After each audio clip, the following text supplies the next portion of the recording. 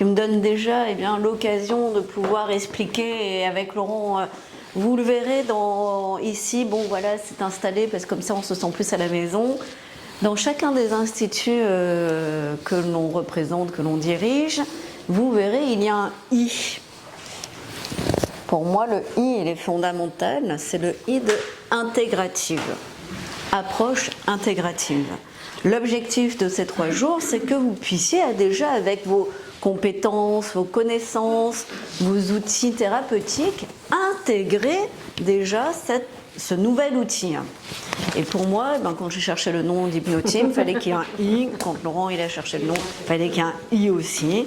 Et le I d'indolore, pour nous, ce mot est très important. Donc, que tu dis, tu as un petit peu, un petit peu de tout ça à l'intérieur de toi, et comment tu vas l'intégrer pour faire avec ton style, avec ce que tu as déjà comme outil.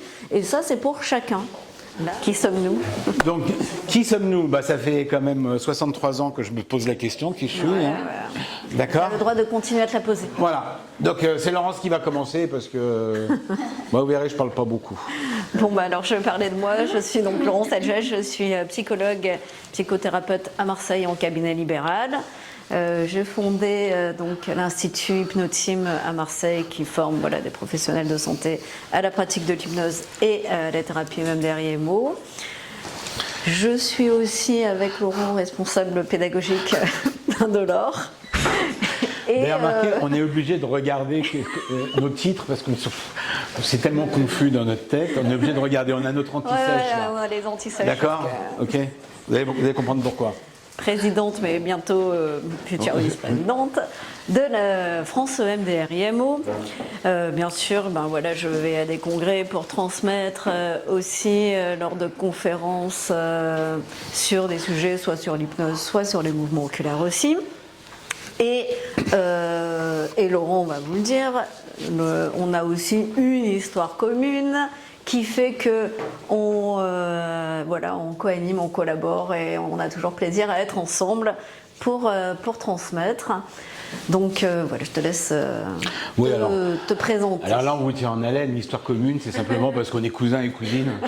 D'accord. Donc vous nous verrez toujours en photo ensemble, dans les congrès ensemble. On est souvent ensemble. Voilà, c'est la famille. Et cette photo, c'est après une bouillabaisse ensemble à Marseille avec le beau ciel bleu de Marseille. Voilà. Donc moi, d'ailleurs, je regarde parce que je suis obligé de me rappeler comment je m'appelle. Je m'appelle bien Laurent Gross. J'ai ouvert le STIP, donc le Collège d'hypnose et thérapie intégrative de Paris en 2015. Et en 2020-2021, un de mes fils qui est rhumato, qui fait de la chirurgie interventionnelle, a ouvert l'Institut Indolore, qui est donc, comme son nom l'indique, qui était à l'origine centré sur la douleur d'abord aiguë, donc en hypnoanalgésie, et sur la douleur chronique. Et puis, mon cher fils m'a donné les rênes c'est marrant, donner les rênes alors que je deviens le roi, ce qui est normal. Ouais, c'est vrai, c'est vrai. D'accord, mais des fois c'est dur à avaler pour rester sur le carreau. Et donc, je suis devenu président aussi de l'Institut Indolore, donc j'ai 2 instituts, et je suis vice-président de France EMDR IMO. Et Laurence est donc la présidente de cet institut. J'ai la particularité d'être un vieux praticien, donc j'ai 63 ans et demi, comme on dit, et j'ai 40 000 actes en psychotrauma. Donc je pense que j'ai un tout petit peu de connaissances là-dessus. Je suis spécialisé psychotrauma, tout ce qui est psychotrauma que vous connaissez, aussi bien les conséquences de viol, d'attentats, et spécialisé sur les psychotraumas de guerre aussi, malheureusement. Et donc je reçois quand même pas mal de patients avec du lourd et du très lourd. Et il faut se réinventer tous les jours parce que j'ai beau avoir 40 000 actes, je ne connais pas encore grand-chose. Donc là, depuis quelques temps, je fais vraiment du psychotrauma très très lourd. Et comme je vous ai dit, on est obligé de se réinventer parce que le modèle que vous allez apprendre, un modèle très... En fait, il va être open source, c'est-à-dire qu'on va vous donner des bases qui vont être très rigoureuses, très strictes, surtout la première journée. Et en fin de première journée, on vous donnera d'autres bases pour pouvoir ouvrir ce protocole-là à vos connaissances et à vos compétences et en faire un outil qui va vous être propre. D'accord ? Mais cette première journée va être assez posée, très posée. C'est vous apprendre le solfège pour pouvoir après pratiquer plus librement votre propre musique voilà. Avec les patients, dans la relation et de manière intégrative avec ce que vous avez déjà comme outil. Bien. Merci en tout cas et bienvenue. Nous allons donc rentrer dans le vif. Hein. Là, voilà. Hein. C'est l'échauffement.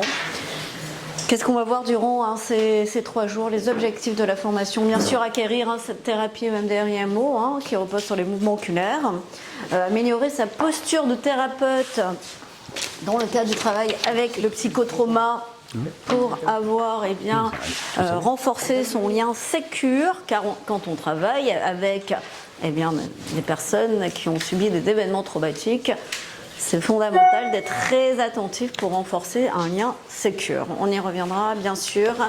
Savoir pratiquer ces mouvements de manière stratégique et en se basant sur la relation thérapeutique et acquérir une approche qui intègre, là pour le coup intégrative, avec des outils, des ingrédients issus de l'hypnose, des ingrédients issus aussi des thérapies brèves orientées solutions.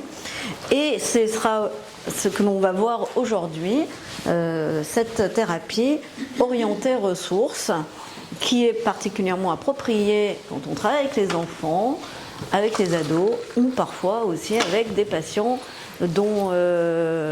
qui sont assez instables au niveau émotionnel, où il y a beaucoup d'émotions. Comment les faire rentrer dans ce travail thérapeutique en lien avec un événement traumatique qui est encore très très présent pour lui.